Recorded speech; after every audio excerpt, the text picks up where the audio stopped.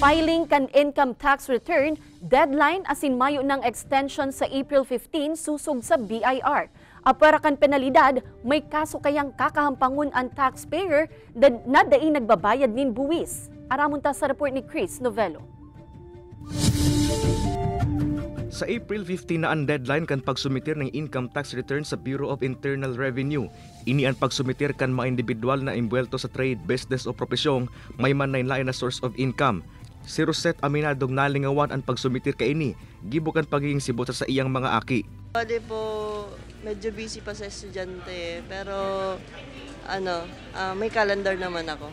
Susog sa BIR, mayo ng extension na sinpinal na ang deadline sa pagsusumitir kan ITR sa April 15. May mga interventions naman subot ang ahensya nga ning mas mapadali asin mas convenient ang pagsumitir ng income tax return siring sa online. Hinali naman subot ang pulisiya na may penalty ang sarong taxpayer na nagbayad sa Revenue District na daini nagparehistro. Available naman subot sa website kan ahensya ang mga forms na kinakaipuhan kan mga taxpayer. Dahil doon sa bagong law natin na ease of paying taxes, na you can file anywhere and you can pay anywhere. So wala nang wrong venue. So wala nang reason para ma-delay. Unlike before the passage of the ease of paying taxes, kung saan ka naka-register, doon ka magpa-file.